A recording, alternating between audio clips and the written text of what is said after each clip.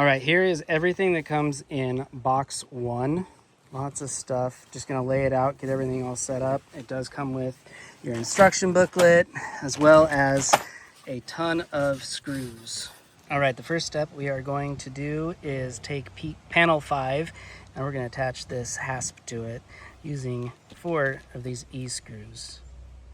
All right, so I got this installed here. This is the hasp. This side had pre-drilled holes, this side did not, and that's just so that you can make sure that everything lines up correctly and it's got a nice smooth opening. All right, I had to open up box 2 in order to get to the second step. So you do have to unpack everything all at once in order to get any of the stuff done.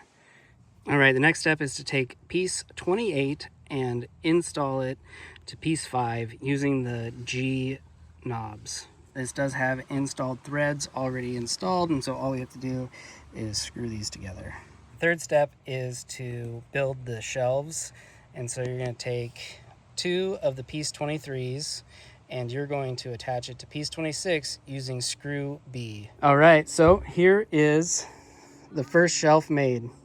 Our next step is to secure this shelf to this door here, and we'll use screw A from the other side and secure it in place just like this. I've accomplished this one.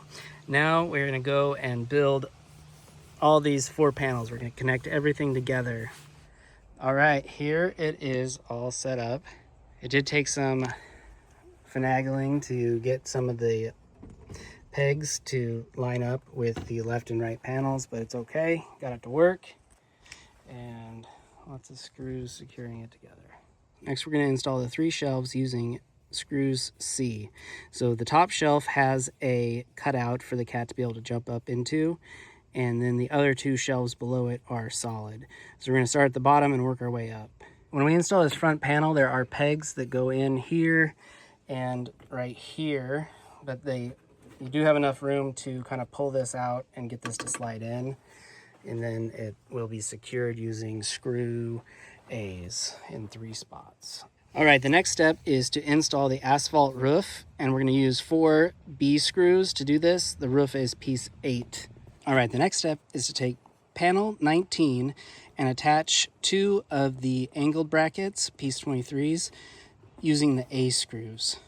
Then we're going to put a board along the top, piece 24, using 4 C screws. All right, now the next step is to take panel 14, add 2 shelves to it, and then put a platform on it. All right, so the next step is to take piece 17, add 2 shelves to it, and then another piece 24 to connect it. Our next step is going to be to install the hasp on door 19, install the hasp on door 6. So I'm going to do that now. Our next step is going to be install the hasps on door 29 and install the hasps on door 6.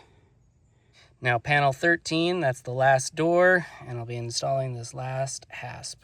All right, our next step is to install this next side, and that's going to take piece 12, 18, 19, 11, 17, 15, and 16. A lot of screw A's. So the next step we're going to do is take panel 13 and 14 and attach it to the frame, and then we're going to do the front door, which is piece 29 and 6, and we're going to use screw D to secure all these. So I went ahead and attached it to the side of the house and connected it along here. Additionally, I put in these screws here to secure the middle frames here and here, as well as here. So now the frame is all secured to all the sides of all the parts. The doors are separate. Now I'm installing piece 20 and 30. So make sure that you put 20 up against the asphalt roof side, and then 30 goes to the outside edge, because you got your pre-drilled holes and you want to make sure they line up correctly. All right, the last step is to put this little piece of trim right along the top, and we're going to use 6 C screws. And that's the last step. And then it does have the ability to expand further if you would like. All right, here it is, all done. Left that bottom shelf out so I can put a litter box down there that's fully enclosed, and it'll be tall.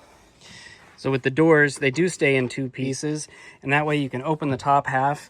You can get in here to this little cupboard, and you're able to put the cat's food in without having the bottom open. So if they don't have, they might try and run out if you have the bottom open also. And so this way, really convenient for them to be able to just get in here. All in all, I'm really happy with this. It's going to work perfect for my kittens.